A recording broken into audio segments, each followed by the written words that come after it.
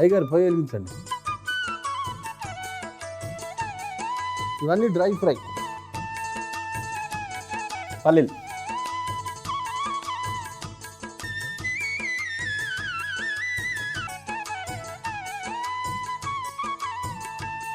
పచ్చిశనగపప్పు, పచ్చి శనగపప్పు వేసిన,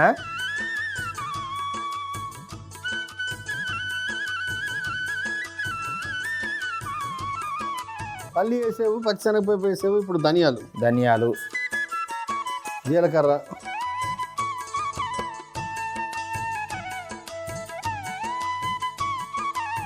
వెల్లుల్లి,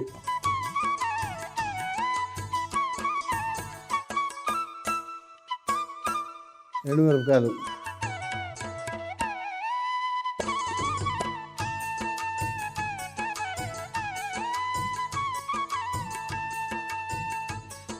నువ్వులు,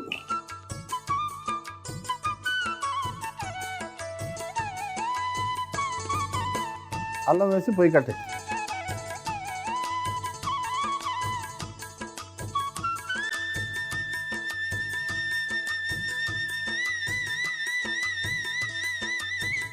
ప్లేట్లోకి మార్చు.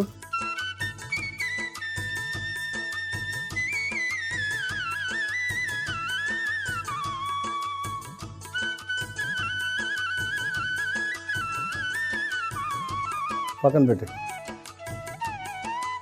కొంచెం నూనె, ఒక 7-8 గంటలు. ఆ మసాలాలో కొంచెం ఉప్పు వేద్దాం. ముందు ఇది పొయ్యి వెలిగించి మళ్ళీ పొయ్యి కట్టేసావుగా, పొయ్యి వెలిగించి కొంచెం నూనె, ఒక 7-8 గంటలు. 8 గంటలా? మాకు 8 గంటలు నూనె వేస్తాం ముందు.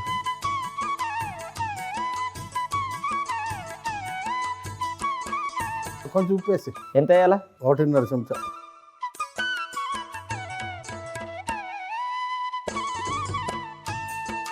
ఆవాలు, తాలింపా?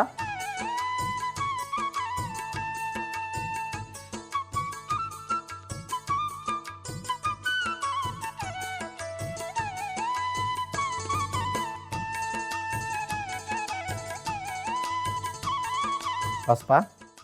పసుపు, ఉల్లిపాయలు,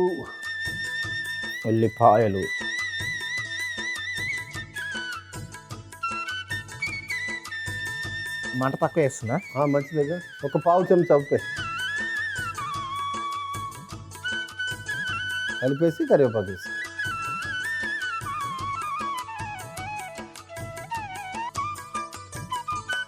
మంట తగ్గించు. ఆ మెంతులు కూర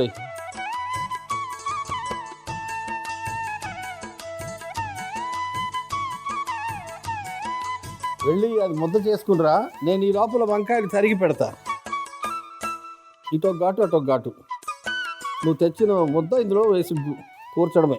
ఓహో, ఇప్పుడు దీన్ని ముద్ద వేసుకొని రావాలి. అంతే, ఇందులో కూర్చడమే. ఇది ఎంతసేపు ఉండాలి ఇట్లా? నేను చూసుకుంటా, ఒక 5 నిమిషాల్లో అయిపోద్ది.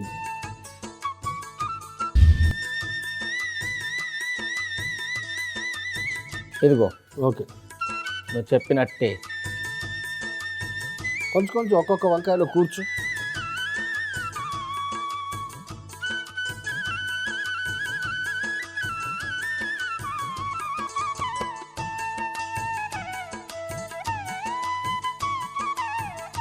ఓ, చిత్తపన్నీళ్ళు పోసేయచ్చు మొత్తం.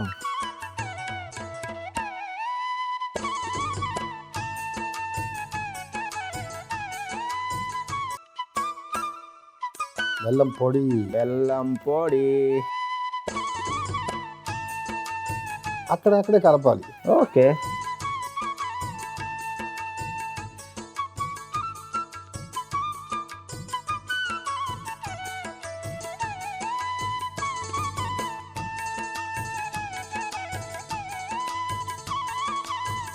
బాగా మగ్గింది కదా, అంతే, అయిపోయింది.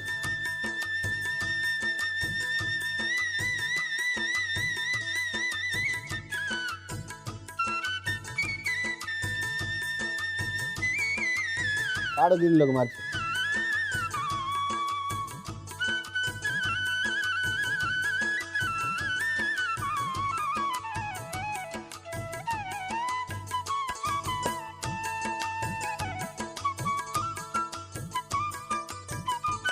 కొత్తిమీర చల్లు కొంచెం. అయిపోయింది, ఇంకా లేదు.